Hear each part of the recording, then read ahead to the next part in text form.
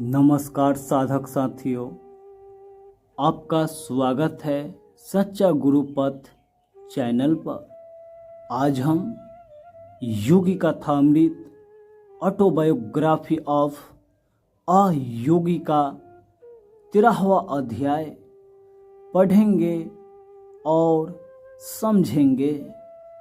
इस अध्याय का नाम है विनिंद्र संत। क्या आपने कभी सोचा है कि नींद से भी मुक्ति पाई जा सकती है?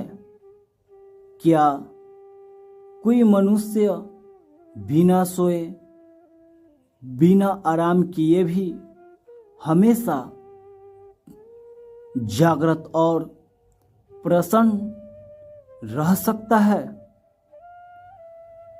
हम सब जानते हैं कि नींद शरीर और मन के लिए आवश्यक है, लेकिन भारत भूमि पर एक ऐसे विलक्षण संत हुए जिनका जीवन इस सामान्य नियम से परे था।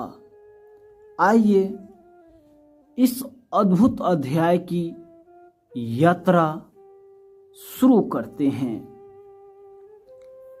योगानंद जी बताते हैं कि उन्हें एक बार ऐसे संत से मिलने का अवसर मिला जिनका नाम था राम गोपाल मजुमदार।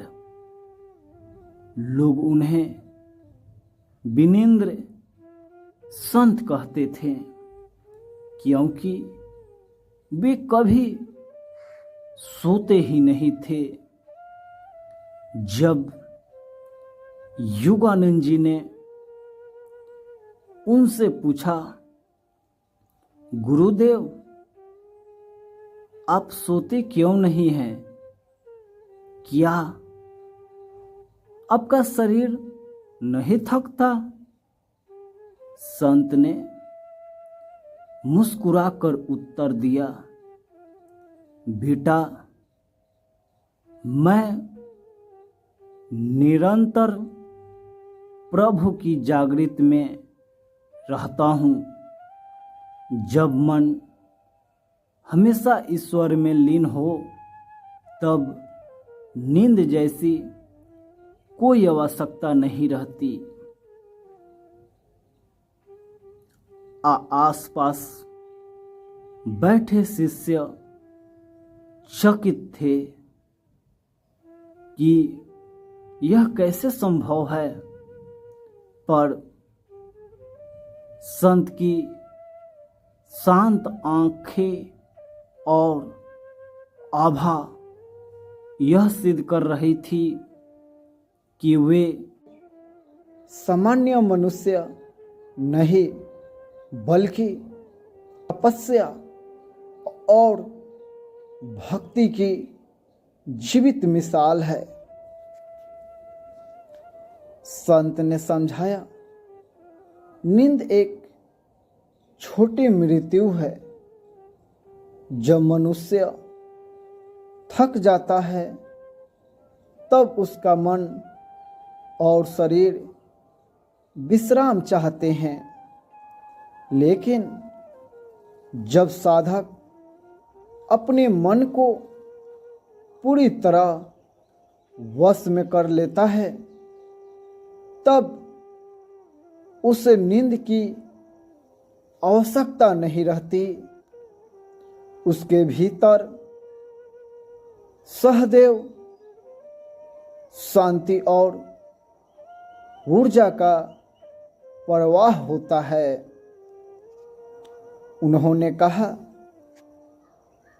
जैसे साधारण लोग सोकर ताजगी पाते हैं, वैसे ही मैं ध्यान और समाधि में बैठकर दिव्य ऊर्जा से भर जाता हूँ।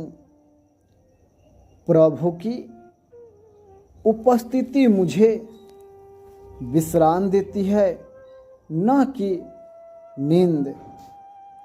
यह सुनकर युगानंद जी अचंभित रह गए। उन्होंने देखा कि संत का शरीर चुस्त, चेहरा प्रसन्न और आंखों में दिव्य तेज था। यह किसी सिद्ध पुरुष का ही लक्षण हो सकता है। योगानंद जी ने उनके साथ कुछ समय बिताया। वे बताते हैं कि उस संत के पास बैठना ही ध्यान जैसा अनुभव था, मानो उनका पूरा वातावरण ईश्वर की उपस्थिति से भरा हो।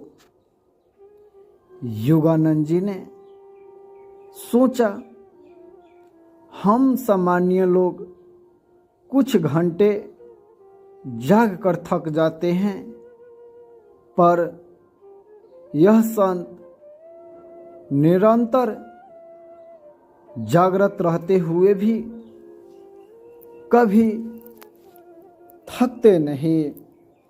यह केवल प्रभु की कृपा और गहन साधना का फल है। एक बार योगानंद जी ने मजाक में कहा, गुरुदेव,